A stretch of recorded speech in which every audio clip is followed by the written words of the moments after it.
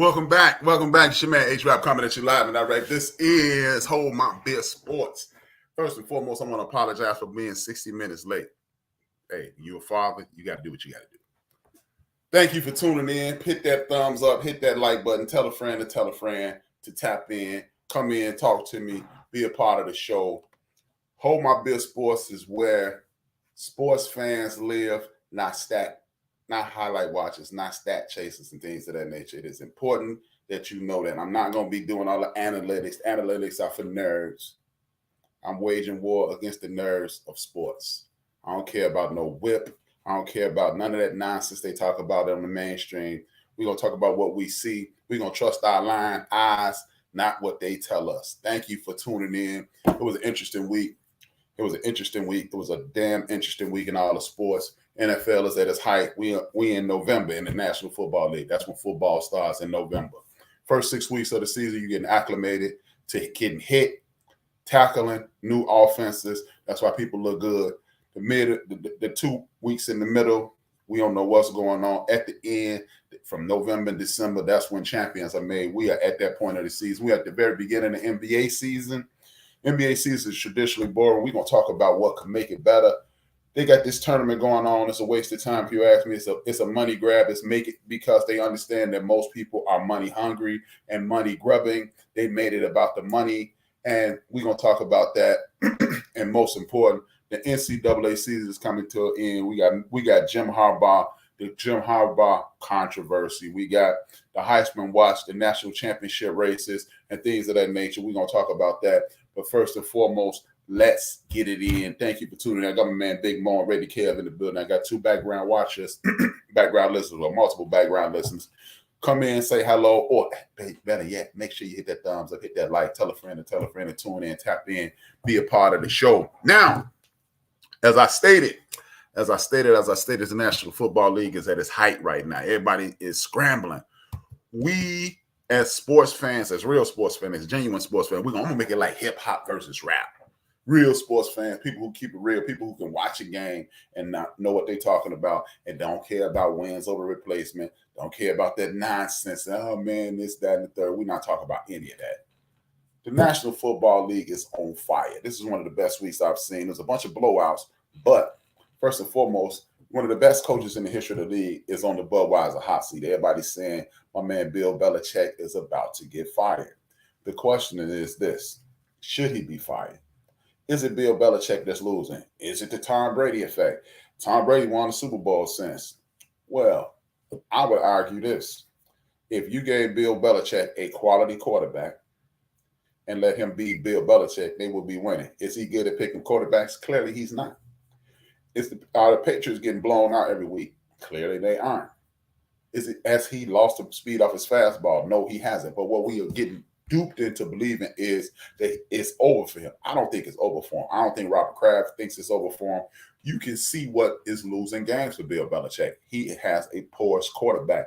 He listened to his man Nick Saban down there in Alabama, got Mac Jones, because he won the national championship. How many quarterbacks have we seen win national championships, win Heisman trophies, and come to the league and flat out stink it up? First name come to mind is Gino Torrella. That's the first name. Vinny Testaverde. As a matter of fact, only quarterback to come up out the U that was worth a damn was Jim Kelly. Let's just be honest. Vinny Testaverde, yeah. See, this is why I don't like stats.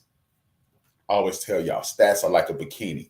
They show a lot, but they don't show everything. They show a lot, they don't show everything. Vinny Testaverde has more passing yards than Joe Montana.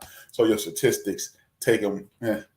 We in a different league now. Don't tell me about how many catches somebody got, how many touchdowns somebody got. What do you do in big games and big moments? Like my man Mo always say, what does Dak Prescott do in the biggest games of the year? He traditionally either plays average or lays an egg. Now, I'm a firm believer. I don't agree with it, but hey, when you continue to watch Dak lay an egg repeatedly, what can I say? What can I go? No, Mo, you're wrong. Look, if I'm looking at the game, I'm not seeing I'm wrong. So therefore, up until and including the moment my main man Dak steps up in the biggest moments, he don't even have to win. I'm not even about, hey, man, you won this many championships, that makes you the best. Does that play a role? Yes, it does. But also, when you're looking at people like Warren Moon never had tremendous offensive help in his youth. He was cheated after the first 6 years of his career due to racism. So Racism stopped them from having opportunity. So don't tell me about how many championships you win makes you great. How many championships you win means that you had the best coach at the best time and the best teammates, and y'all took advantage of your opportunity. That's all that means. Ain't no such thing as outwilled you to a championship. Tom Brady willed the New England Patriots to a comeback win over the Atlanta Falcons, or is it that the Atlanta Falcons only scored 3 more points for the rest of the game? Because he was down 27. If you just match him per touchdown, that means y'all gonna lose by 23 points. At the worst, y'all gonna lose by 10.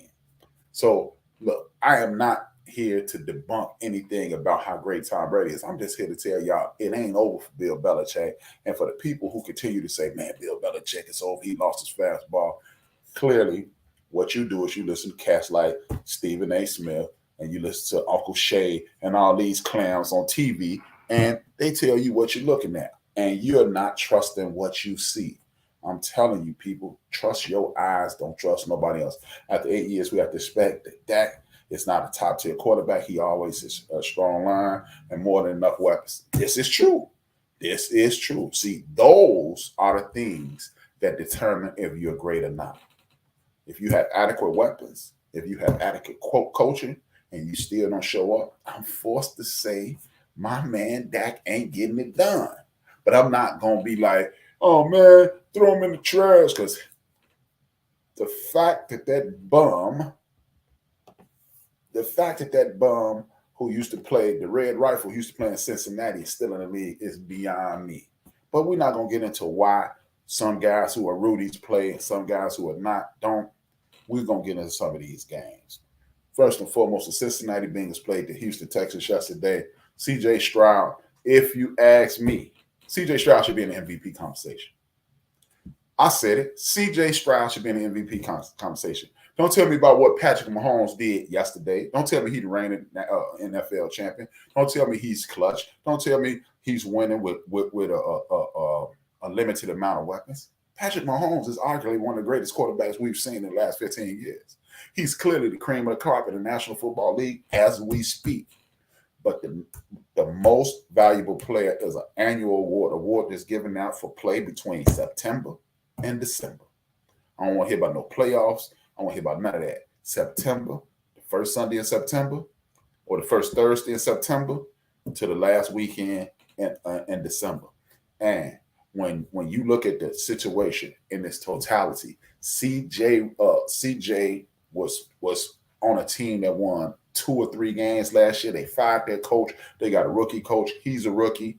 DeMeco Ryans, no coach, no head coaching experience. He's a hell of a defensive coordinator. He had the 49ers hitting on all cylinders. And C.J. Stroud wasn't even the first player picked in the draft. So he wasn't even expected to be the very best quarterback in this crop. Not this is my man Chase over there in Carolina. I have nothing bad to say about him. He's in a horrible situation. And this is another point I'll talk about later on in the show. But when you have a team threatening that comes from the depth, if the NFL had a lottery, he would have been a lottery pick. If you get a team who was one of the worst teams in the league that people thought were going to struggle to be 500, and all of a sudden, this dude who on a team that was struggling to be 500, you got this team in the playoff hunt. I don't know, man. That sounds like most valuable to me. That sounds extremely valuable to me. So if he's clearly the rookie of the year, but if this kid takes the team from the trash can and puts them in the playoffs, you have to be in the MVP conversation.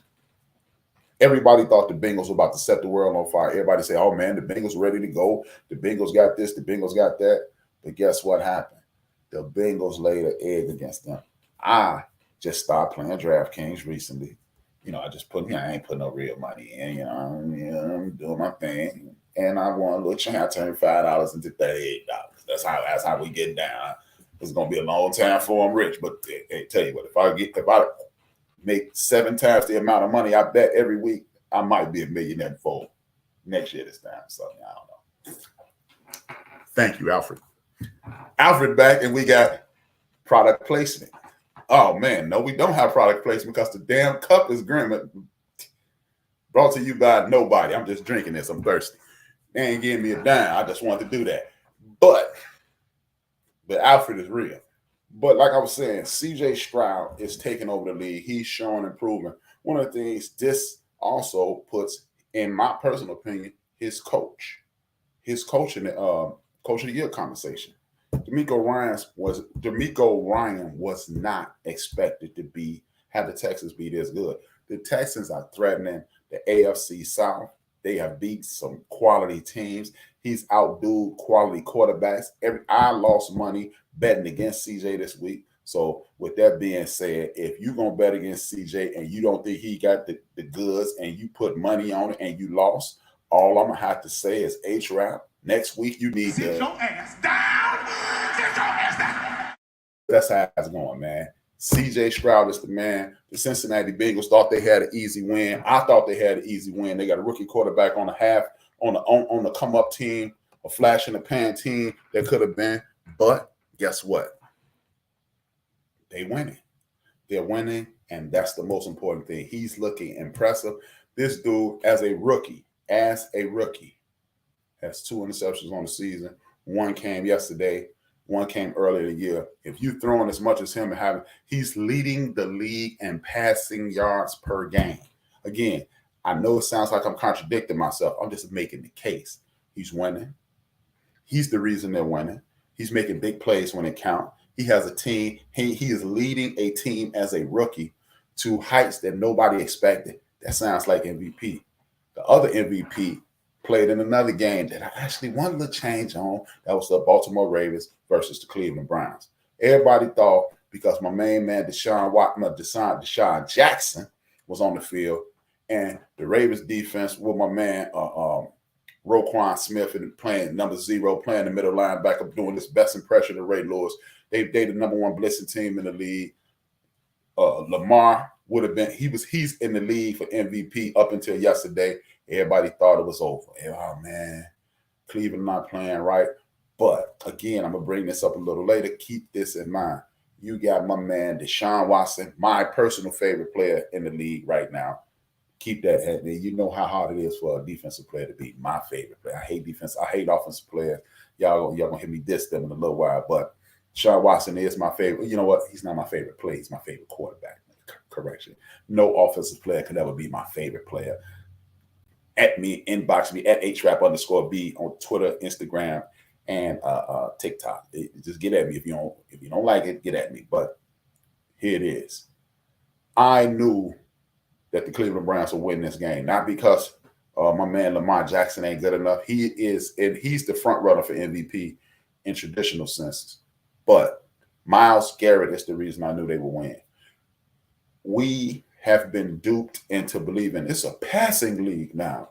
The NFL just throws the ball all around the yard. H-Rap, guys like you need to come to the future.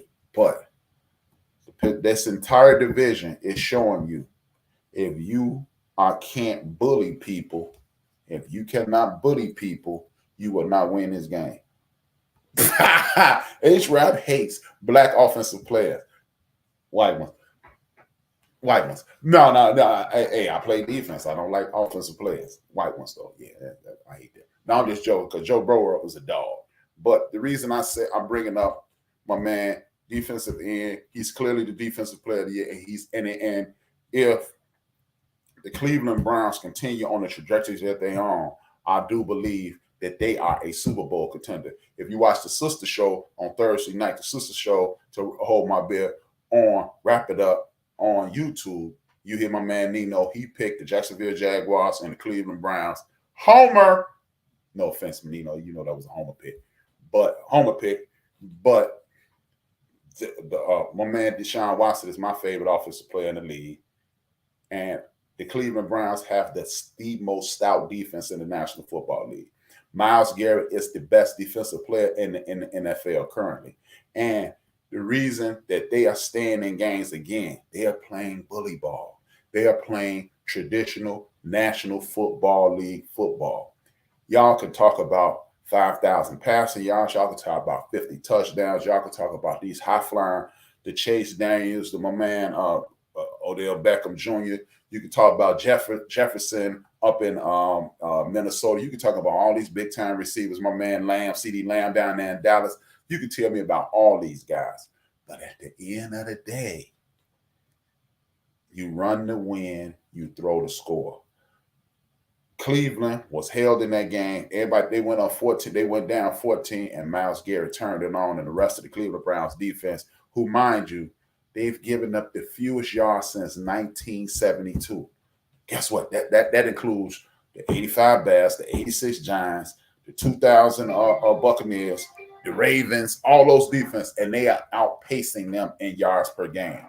Understand what that means. That means that Myles Garrett is leading one of the most lethal defenses in the National Football League history. He is putting pressure on quarterbacks. He's making plays. He's making plays behind the line of scrimmage. Myles Garrett is the man.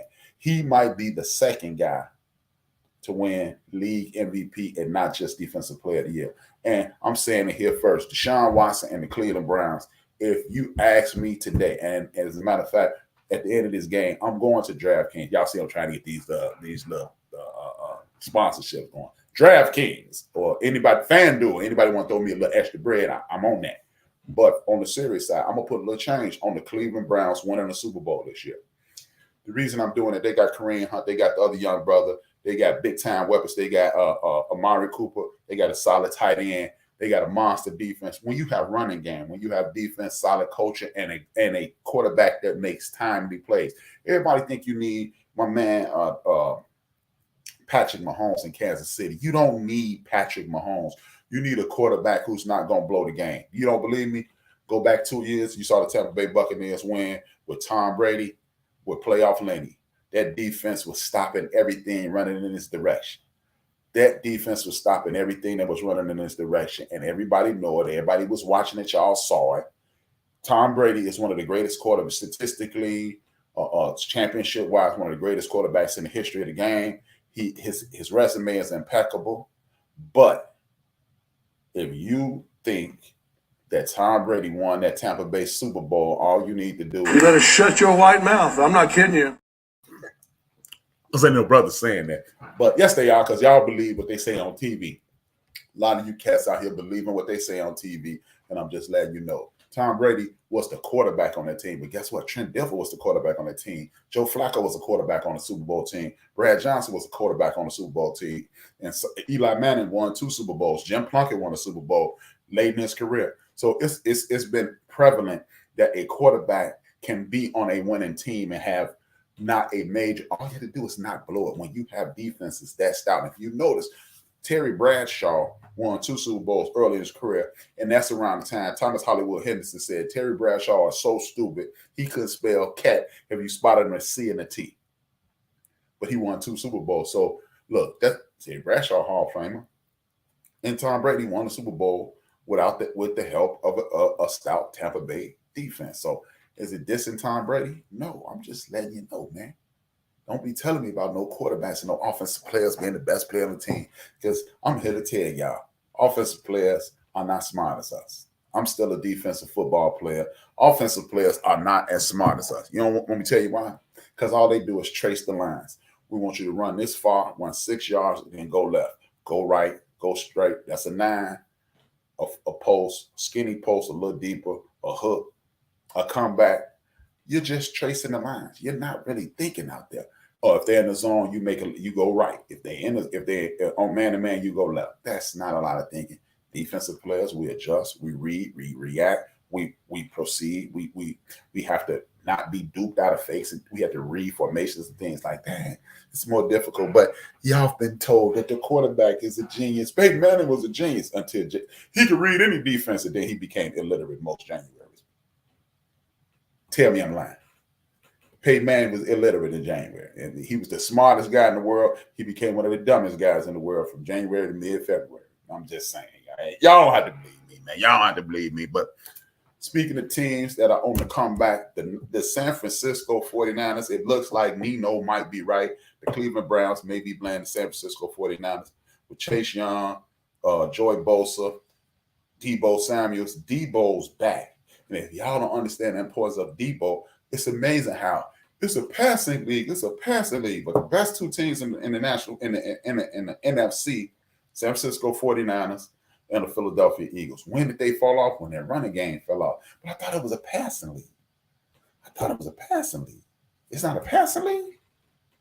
Why is Debo back when he's most effective when they hand him the ball or when they throw him the slant play on the side and let him make the play? See, that is the premise of the West Coast offense.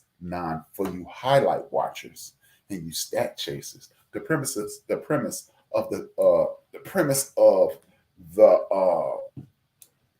West Coast offense is to get the ball into the players' hands as soon as possible and let them do what they do. Joe Montana was excellent at it. They are not throwing to players, they're throwing to spots. They're throwing to the dead spot in the zone. When you go to the dead spot in the zone, there are no players. Now it's on you to shake, rattle, and roll.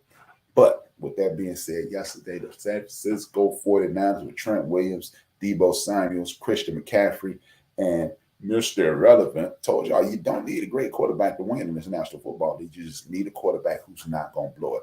But once Deebo is back and Christian is back and their defense is cracking, the 49ers is cracking, and it looks like the Jacksonville Jaguars are posers. They are posers. They didn't do anything. They ran up against that juggernaut called the San Francisco 49ers.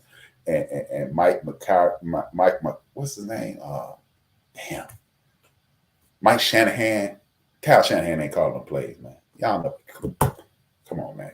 Kyle Shanahan 30% of the time. He ain't calling no plays, man. His daddy come to every game, but he calling plays. Y'all ain't figured that out.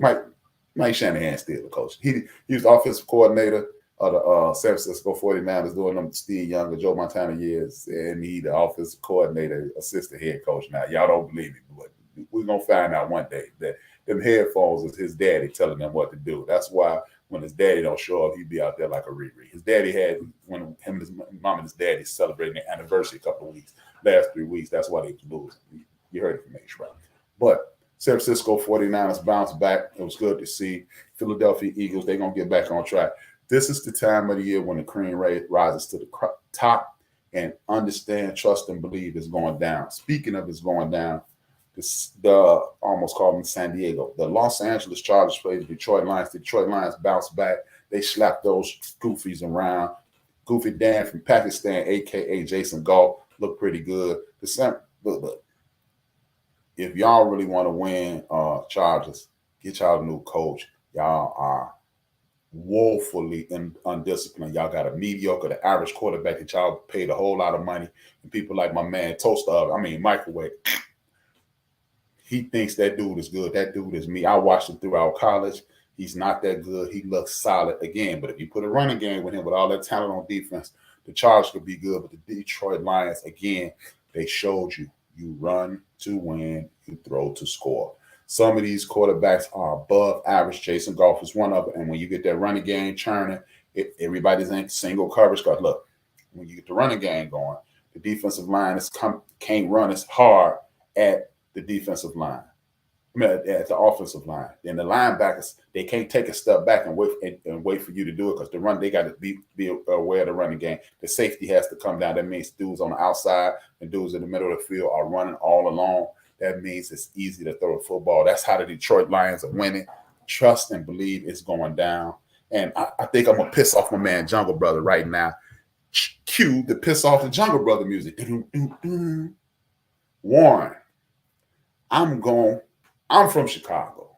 Chicago was built on defense. Chicago was built on talent on the defensive side. They the cheapest ownership group in the National Football League, and Chicago has a real problem with black coaches. It almost had a heart attack and died when they drafted Justin Fields. I was in the group chat with Chief Rocker, Warren, Anthony, and me. I think Ray the Cab was in there that night too.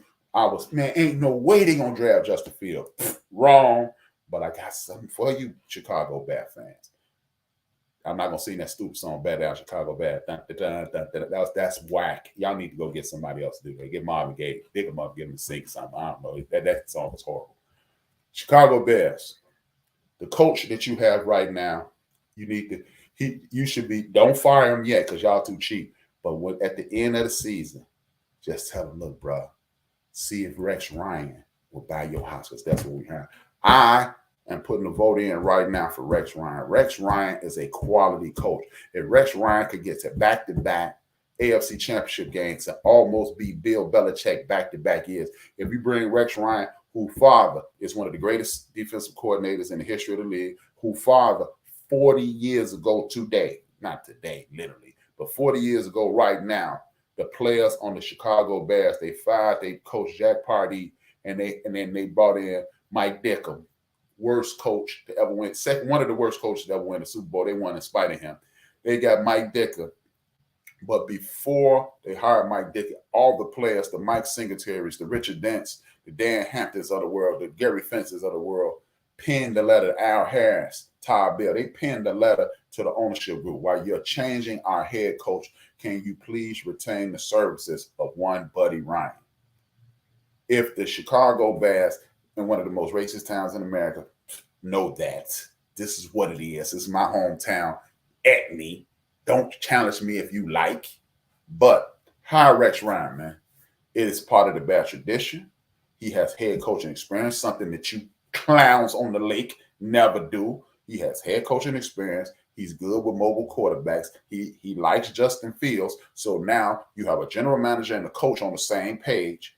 And guess what? He's defensive minded, and this brings back the monsters of the Midway. Chicago, hire Rex Ryan as your next head coach. Otherwise, you will continue to lose, and you will never, ever get me out there on that lake. Sit your ass down. Sit your ass down. H-Rap and Cole don't mix. No, I don't do Cole, but I will watch a game in the Cole. I will watch a game with Rex Ryan, and I'm never gonna buy a jersey because y'all know I don't buy jerseys. I'm not for even if they best. One of my favorite players, he was a personal buddy of mine, James Big Cat Williams. Salute. I wouldn't even wear his jersey. My last name Williams. I'm sorry, I'm not wearing nobody else's name. Go get a Morris Brown jersey, I wear, but I'm not wearing nobody else's jersey.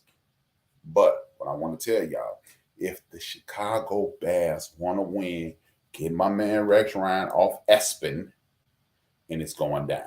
And it's going down. It's my man, it's my son and thing.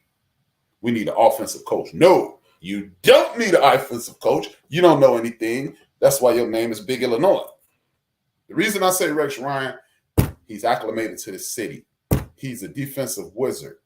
And as I was saying, and you're going to lead me into another topic. You're going to lead me into the next topic after we do this. After we do this, I'll respond to you in a second, Big Illinois. And this year, you can't come over for Thanksgiving because you ain't hollering at my mom like you told everybody.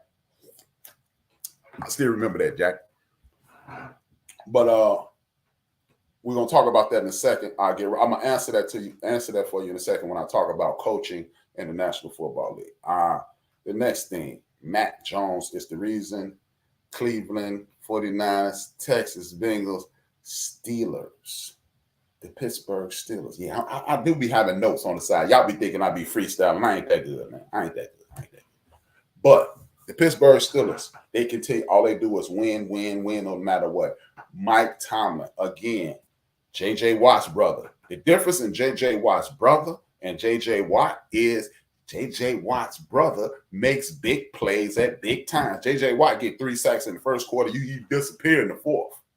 No disrespect, he's a Hall of Famer. But his brother is getting timely sacks at big moments throughout the football game. But the Pittsburgh Steelers are winning ugly.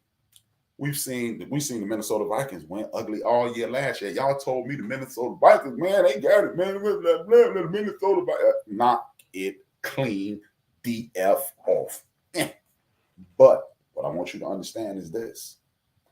The Pittsburgh Steelers are a well-oiled machine. They have Harris.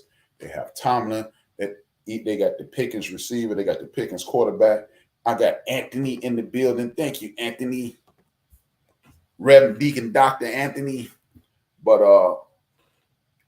the Pittsburgh Steelers, back to the Pittsburgh Steelers. The Pittsburgh Steelers got it going on, man. Are they going to win the Super Bowl? More than likely not.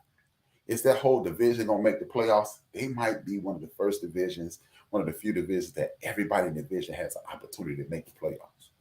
Everyone in that division has an opportunity to make the playoffs. It's going to be a wonderful situation. But Mike Tomlin is coaching this behind off. And again, I'm going to address Big Illinois' situation right after we get on these Raiders. And that'll be the end of my football segment. I'm going to talk about coaching. Mike Tomlin is coaching his behind off. and he's doing everything that you're supposed to do. Timely plays, offensive football, role breakers at the offensive line, and a defense that is stout. Mike Tomlin and all good coaches do this. We're going to address why I think the Bears should hire Rex Ryan and why you don't need an offensive head coach. And after this, we're going to move forward. The Los Angeles Raiders, my favorite team in the history of the earth. I am a born and bred Chicagoan, but when I was a kid, every Sunday on NBC, you saw the Pittsburgh Steelers or the Raiders. Every week I became a Raider fan. That black mesmerized me on both teams. So I've always been a closet Cowboy fan, a closet Steeler fan, a Raider and Bear fan. Point blank, period, end of sentence. We are looking at, again, the Las Vegas Raiders did not have one 100-yard rushing game. They have back-to-back games. Again, I keep telling y'all, football, sports in general is about attrition. When you can wear someone down, you will win the game. If you got people grasping for air in basketball, they're grabbing their shorts. If you got pitchers throwing too many pitches and speeding up the pace of the game, if you slow down the pace, you'll make the hitter think.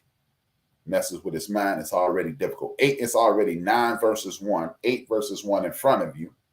9 versus, and you're hitting a ball against a stick. Baseball is insanely difficult, but when the pitcher imposes his will upon the hitter, does not let him get comfortable, does not let him relax into the zone, you win. Football, when you impose your will upon a team, they will get tired and you will make them walk up and down that 100-yard field, and the team that gets tired first loses. It is a mental game. It's not a physical game. All these guys are world-class athletes. All these guys are strong as oxes. All these guys have worked their behinds off, even the dudes who we consider scrubs.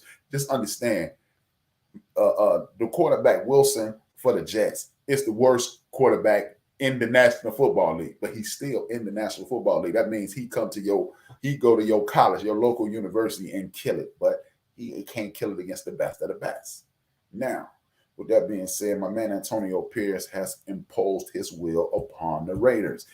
As he stated in the press conference, I'm from Los Angeles. I remember when they were Los Angeles Raiders. I was rocking with NWA, wearing the Raiders hats, Raiders jackets, Public Enemy. He's part of that whole culture.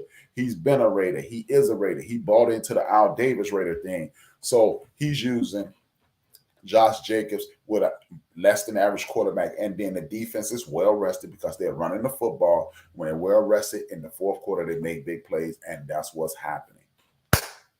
Back to the coach. This is what leads me to the coaching conversation that I told y'all I was going to address my man Big Illinois in the chat room. Big Illinois made the statement: you need an offensive minded coach. You really don't need, in my personal opinion, you don't need an offensive mind coach. You need an intelligent coach. I'm not saying offensive coaches aren't intelligent, but I personally believe defensive coaches are better suited to coach offensive players. Big Illinois, if you were a quarterback, if you're a rookie, first and foremost, I personally believe most rookie quarterbacks need to be watching, at least watching to mid-season. I don't think, by and large, I think most C.J. Stroud might be. He's going to be one of the exceptions to the rule. He's the LeBron James to the Kobe Bryant to the Kevin Garnett. None of them started off great and they ended up great. C.J. Stroud is being coached by a defensive coach. Why do you want a defensive coach? Why do I want a defensive coach to coach the Chicago Bears? Why do I want a defensive minded coach to coach my favorite team, the Raiders? Why do I think C.J. Stroud is excelling with the Texans? Because the easiest way to learn something is to learn how you can be stopped. He's not being taught. Of course, they have an offensive coordinator, they have a quarterback coach, and he's teaching. He's being taught to throw with his legs, not with his arm and his shoulder and his back. He's being taught how to generate power from his legs, how to plant his feet and things of that nature. The fundamentals of football. Fundamentals of all sports will get you further than any amount of talent that you have. Be solid in your fundamentals. When you're running, make sure you run, plant, square up before you run. Of course, if you had a Michael Vick Flick and things like that, you have talent that is God-given. Of course, you're going to do things out of the norm Patrick Mahomes shows us that underhand throws, sidearm throws, over the top throws, no look throws. You can't teach that. Some of these things you can't teach. Some people catch on faster than others. But if you look at it this way, Big Illinois, and anybody who doubts that Rex Ryan and D'Amico Ryan, dig that. Rex Ryan and D'Amico Ryan are the reason these quarterbacks are being developed. I got 2 words to say for you. Bill Belichick. Tom Brady, I personally believe he's as great as he maximized his greatness because he had arguably the greatest defensive coordinator in the history of the National Football League. Yeah, Tom Brady played with a top 8 defense his entire career with the New England Patriots. Top 8. They were always in the top 5 in scoring defenses. That means they didn't let people score. That means if we fall behind, y'all are not going to let the game get away. Y'all will not allow the game to get away from us. That also means the offense is going to be on the field a lot more than the defense. That means we're going to be resting because Tom is a great quarterback. Another thing, Mike Tomlin, D'Amico Ryan, I believe Rex Ryan did it. And back in the day, Bill Cowher did it. And the late, great Bill Walsh did it. They simplify things. They simplify the offense, and they make people like CJ. CJ and the kid up in Cincinnati might be the exceptions to the rule. Both of them played at Ohio State. Maybe it's a testament to the Ohio State coaching. But they simplify things. They allow people to do what they're good at. They allow them to play their games. We're currently getting into a space, as I said last week on the program.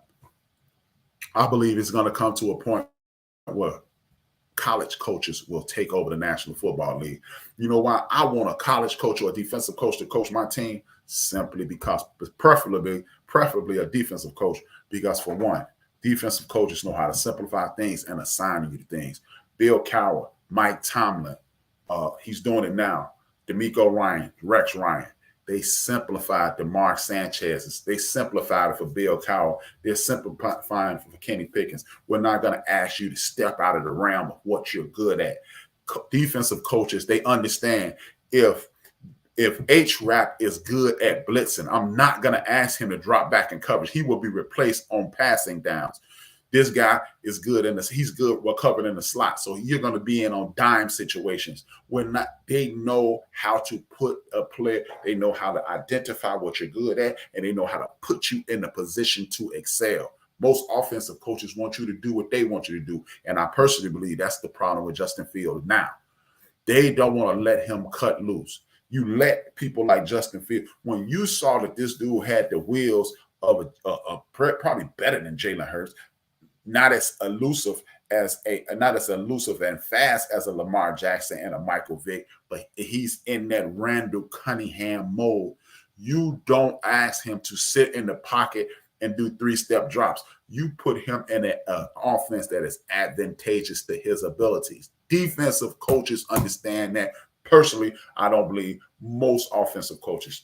Mike Shanahan, he knew how to do it. Andy Reid knew how to do it. And a few other coaches, they understood it because they come from Bill Walsh's coaching tree. And I heard Bill say with Dick and Berg on NBC back when he was doing the 49ers games, when I had Joe Montana, we removed all the plays that he was not good at, and we installed only the plays. Look, my man up there, John Harbaugh, he did it with Lamar. Finally, Lamar looking like a league MVP again. You know why? Because they asked him, what do you like, Lamar? Most of these offensive-minded coaches aren't doing that, in my opinion, Big Illinois. They want you to do what they want you to do. Look, great coaches coach players.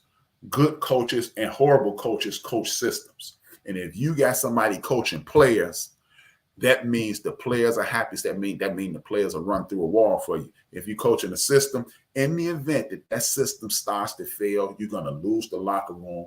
Ask Josh McDaniels. He's coaching a system. I'm going to do it the Belichick way. I'm going to do it the Patriot way. And the Raiders said, well, Belichick ain't here, and we ain't in New England, we in Vegas, and we in Oakland. Jetson, you're fired. And that's why I believe Rex Ryan is the perfect guy for the I'm going to keep it funky. He's white. It's going to be in Chicago. He's defensive minded. Now he got the whole fan base behind him. And he has spoken highly of Justin Fields in the past. If you're speaking highly of him, that means you and the office of and the general manager and the president are on the same page. If you like the quarterback, you should be hired. Don't, oh, I can fix him. No, you can't fix him, Sean Payton. Again, Sean Payton is coaching his style instead of doing what Russ is doing. This is why you continue to see these dudes fail annually. But somehow, some way, Andy Reid had Alex Smith looking like a viable quarterback. He got Patrick Mahomes to 2 to 3 Super Bowls, winning 2. He had Michael Vick looking like the Vic Flick from Atlanta. He had McNabb in 5 straight because he was coaching the players, not coaching his system. Does he have a system? Of course he does. He's a West Coast genius. He is one of the few people that carries on that Bill Walsh tradition, but he understands his people. And that's why I think Rex Ryan should be the best coach. Offensive coaches, they tend to want to coach what they like. Mike Shanahan and like I say, Andy Reid, Mike Shanahan, and a few others, they are exceptions to the rule. These other guys are coming in. I want you to do it this way. See, this has worked for me. But I'm not you, and I'm not McNabb, and I'm not this dude, and I'm not that dude. Robert Griffin III, Cam Newton, they both said it. These guys don't know how to coach us. They want us to be coached like white quarterbacks. We're not that. I believe Rex Ryan with Mark Sanchez, who is not as good as Fields, if you ask me. I think he's an upgrade. He's a tremendous upgrade, and he will bring along some people who can coach this young man and put him in the best position for him. And he's going to have that defense on lock, and he's going to help them draft some better defensive players. It's going down. Rex Ryan, get Harrison Jr. and trade that second pick for a bunch of picks, and then it's going down. That's what I think. Let's talk about the NCAA and this farce called the Jim Harbaugh suspension. He was still in signs. Last time I checked, I remember when Chip, what was his name? Chip, I can't think his name. Chip Ahoy, I don't know. The racist dude who was coaching the Philadelphia Eagles who tried to make Deshaun Jackson a Crip. But Chip Kelly was holding up different signs on the sideline because everybody's still in signs. The thing that kills me is you got places like Purdue who got it caught up in their own little scandal and they want to blow the whistle. This is the nonsense that I don't like about this. Is when remember earlier in the show I made a comment about the nerds taking over sports. The nerds, thank you, Big Mo, Chip Kelly.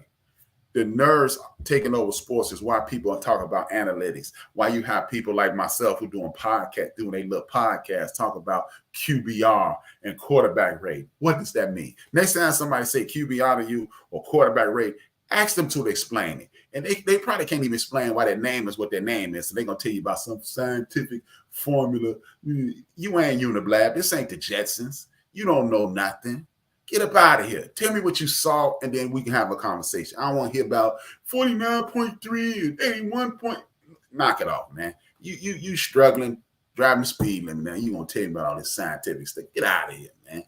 But Jim Harbaugh is going to be suspended for 3 games. This can work one of 2 ways. He can galvanize the troops and have everybody supporting him, or the wheels could fall off. It's looking like the wheels are going to stay on this truck and they're going to steamroll through. They got 2 more games. You got the Ohio State, the biggest game of the year. Homeboy is the homeboy who coached this weekend, the big brother. All the players seem to love him. It looked like they galvanized. They got this little mantra, bet. I hope it works for them because I'm in Big Ten country, even though that's another team in the Big Ten. I want them to win. And I don't like Ohio State. That's just what it is. I ain't never liked Ohio State. I ain't never seen nothing like that. No. But thank you, Alvin. But I'm rooting for Michigan because this is nonsense. Look, sign stealing, it's part of the game. If you ain't cheating, you ain't trying. That's the mantra I come from. It's not because I'm a Raider fan, because when I used to play DB, I knew how to get close to you and grab your shirt, pull you close to me. Ain't no instant replay in high school, and especially when back then, it's going down. That's how if you ain't cheating, you trying.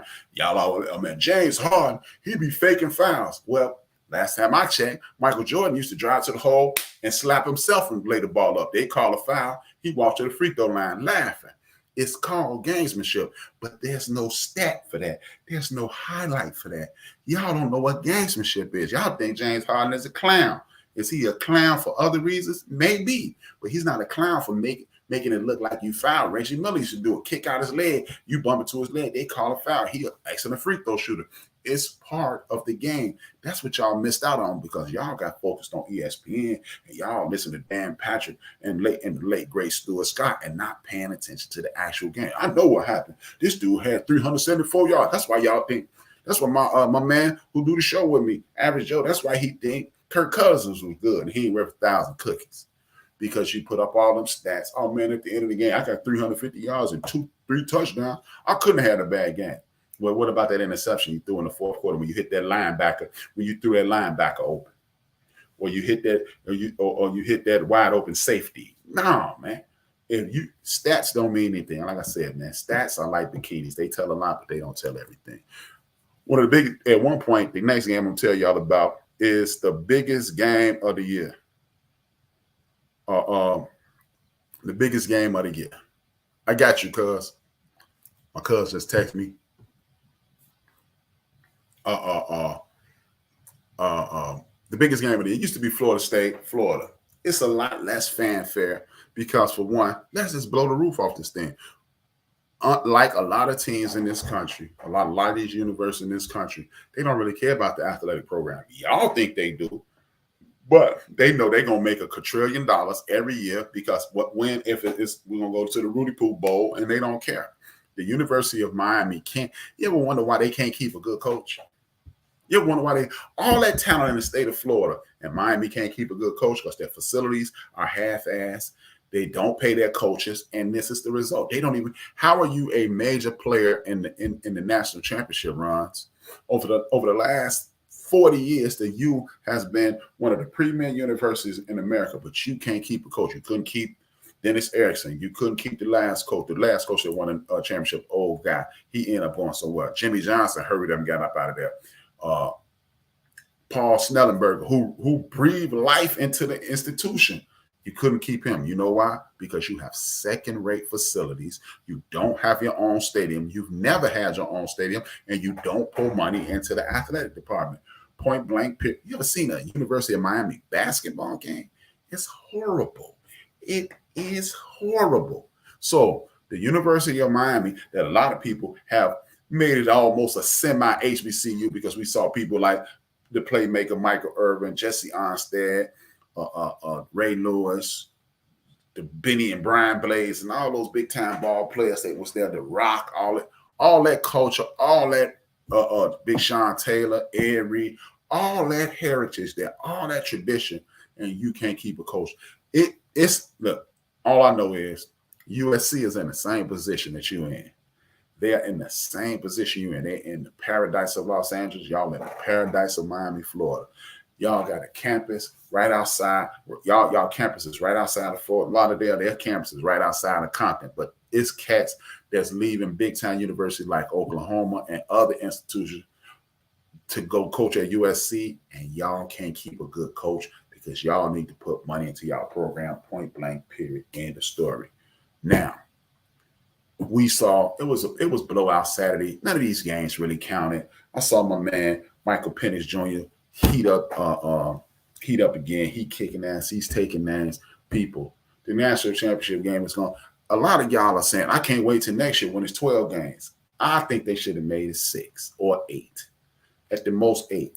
Look, it benefits people like Hold My Beer Sports and Wrap It Up Sports for this thing to stay at 8. You know why? Because every year we're going to have 2 shows at least arguing about who got left out. I don't need it to be 12 games. I don't need 12 game playoff. I don't want it to be competitive. I want people to get cheated every year. I want that hunger to stay there. I want that NIL money to keep popping. And y'all going to keep our little podcast going. That's why I need it to be down to 8, maybe 6, and it's going to be 16. There's going to be 6 fan bases. They're going to be watching the other bowl games, going to see we could have whooped them, man. They was terrible. Look, y'all blowing it. Y'all messing with my money. Y'all messing with my money. Y'all messing with my money. Y'all messing with my money. Pissing me off. But if you ask me, Penn State versus Michigan was an awesome game. People don't give Penn State enough credit on the defense. They always talk about how poor their offense is. The homie sub for Jim Harbaugh, he kicked ass. He took names. Salute to him. UGA did their thing as we knew they were going to do. So now we're going to look at the ACC champion. It's going to be one of the slots. The SEC usually put 2 teams in. They're only putting in 1. It's either going to be UGA or Bama. Y'all ain't getting to all you SEC lovers. Ready Kev, Jungle Brother, Keisha. That's the same team, Alabama. They both love Alabama. All y'all love that. This coming Saturday, we're going to determine who's going to come out the Big Ten, Ohio State or Michigan. So that's 3 teams. And the 4th team going to be the University of Washington. Point blank period, man. Oh, man, they schedule is soft. They ain't played nobody. STBY. If you think your team going to be in, sucks to be you. It's them the 4 teams going to get there. The Big Ten champion, the SEC champion, Florida State, and Washington will be the 4 teams in the national championship game. Y'all heard it on Hold My Beer first. I don't want to hear nothing else from you pet balls. Next thing up, the National Basketball Association, the most boring association in the history of the world. It's like watching NBA. It's like watching 2 people play NBA Live or 2K. Y'all on a fast break, stopping at the 3-point line. I'm sitting everybody on my team. All these dudes, I will go to my grave saying the NBA is trash right now because they don't play basketball. Nobody is saying I'm the best player in the league. A lot of these cats ain't even trying to be the best player on their team. I don't care about my man Giannis Antetokounmpo getting 50 points and 14 rebounds. If you took that L, oh man, Dame Lillard won there. Hey, bro, you used to be a league. You won league MVP. I think you won it twice. You won Defensive Player of the Year. You can't win 1 game by yourself. This is when you show. Hey, Scarface said it better. You got to let them hang. You got to let them hang, man. You cats don't want to be the best player in the league. That's when the league is the best. Look, anybody want to be Steph Curry, then you're stupid. Because Steph Curry, as great as he is, he takes a lot of stupid shots.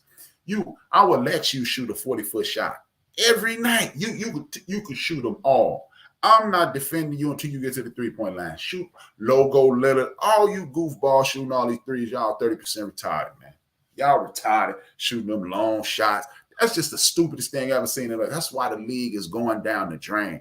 You got uber talented cats like Ingram and my man, left hand wonder, Zion Williamson. He was almost a Williams. He put that son on there, ruined his name. But Zion Williamson, y'all don't want to be the best player on the league. Y'all trying to hit da-na-na, da-na-na. It is horrible. You got a dude playing with guns in Memphis. You got LeBron, three days older than baseball. You got Anthony Davis. He getting hurt right now. He got hurt falling out the bed last night. Bruh, y'all talking about load management. All y'all do all summer is go to UCLA and go to IIT here in Chicago and other places all around the country and play basketball. Y'all can't play 82 basketball games. Are y'all nuts, man? See, this is what lets me know that y'all trying to be popular, not to be the best. Because when I play sports, I want to play every day. Me, Big Illinois, Chill, the rest of our crew, the other cats that was in the hood, Brian Allen, Alan Glover.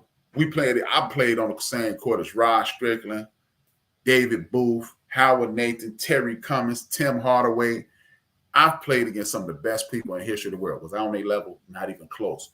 But we play every day, all day. And you jokers can't play 82 straight games.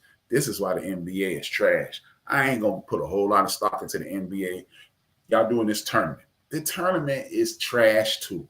Look, y'all trying to do the same thing they did do with the Great Alaskan Shootout. Y'all going to see the Great Alaskan Shootout in a couple of weeks. And y'all going to see the Maui Invitational in a couple of weeks. Yeah, Ralph Sampson lost in the Maui Invitation 40 years ago. Yeah, the Fab Five used to go to the Great Alaskan Shootout. All these Christmas tournaments. It is cool. In high school, we used to have a Christmas tournament.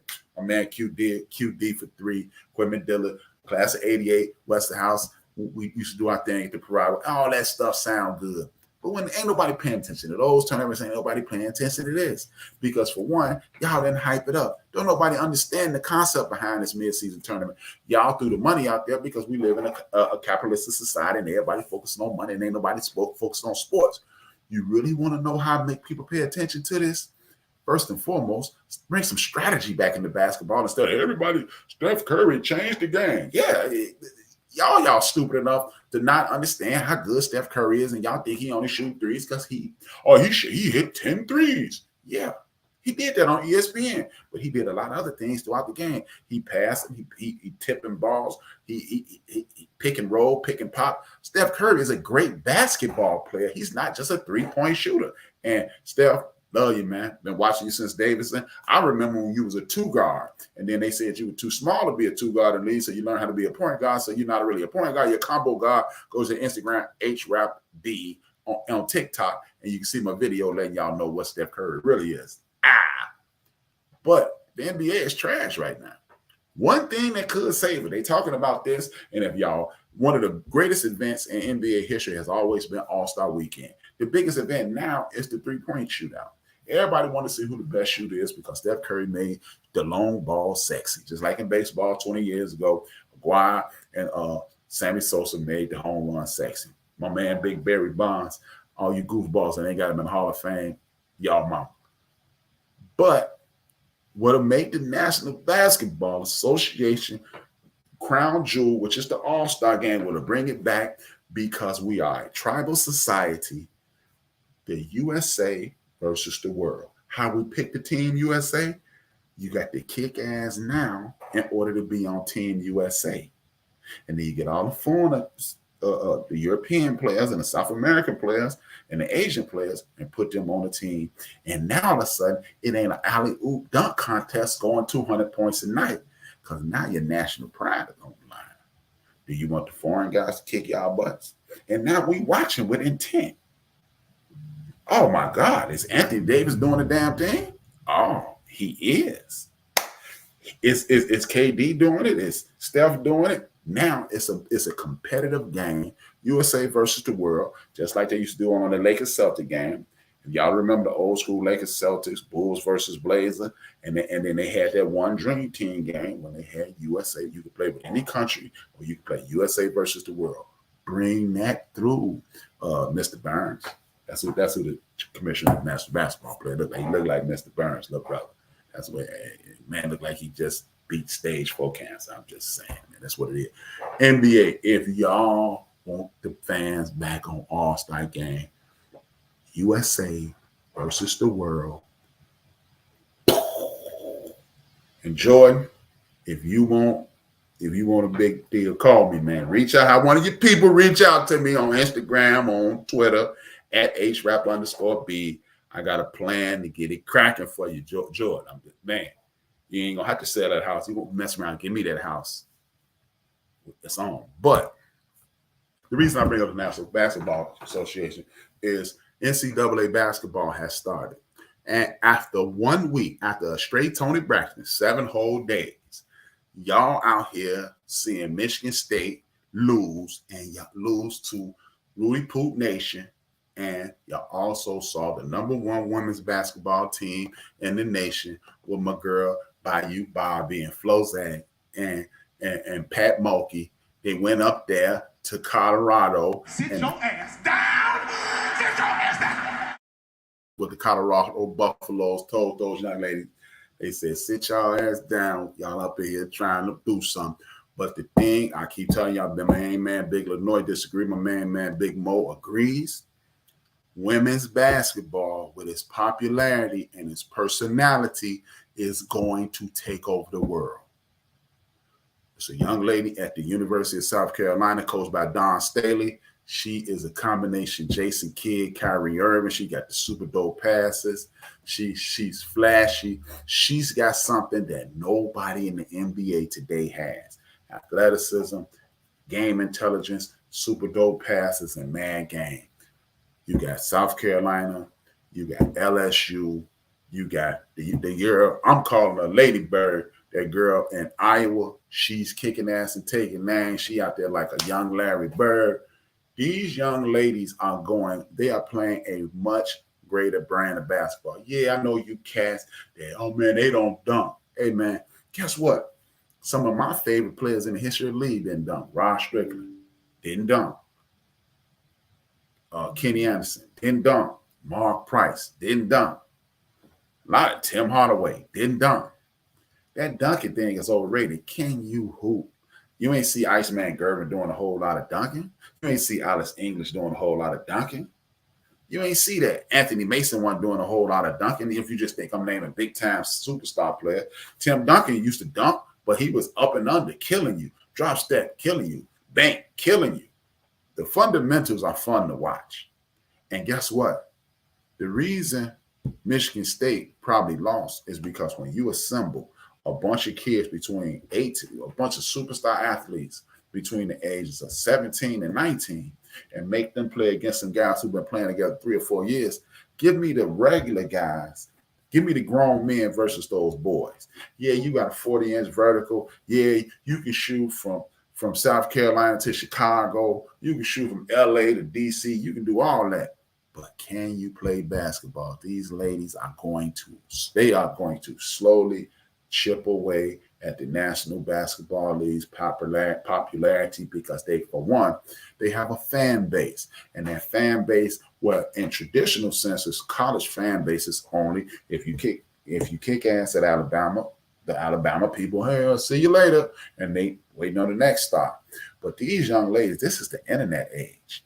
These young ladies' fans, they got fans all over the world. They have their own fan base. And when they get drafted by the Chicago Sky, or they get drafted by the New York Liberty, or they get drafted by the Phoenix team, or the Seattle team, or the LA team, or the Houston team, they're going to bring those people with them because they have an internet presence. And when those internet presence translates into gym shoes and that translates into jersey purchases, that's going to translate to viewership. And when it translates to viewership and they're playing a better quality game of basketball, guess what's going to happen?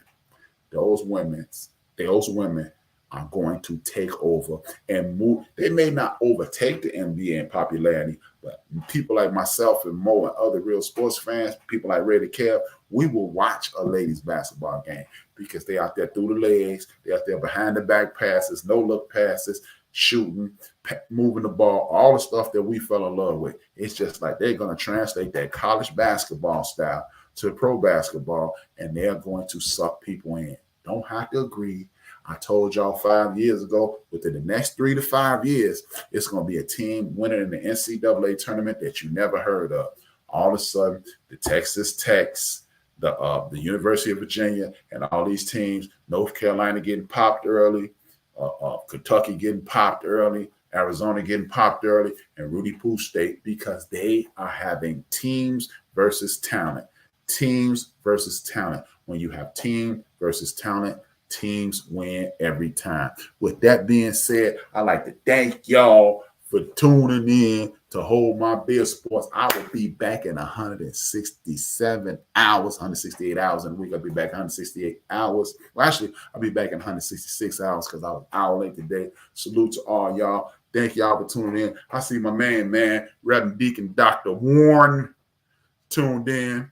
And because you late, all you have to do is hit that reset button, grab your phone, get to your most comfortable chair, grab you a beer, Sit your ass down. Sit your ass down. And you'll be able to enjoy the replay of this. Thank you, everybody, for joining in. It's been a pleasure. It's been a blast. 2 fingers, 1 word. This is Hold My Beer Sports. I'm your man, H-Rap, and I am out.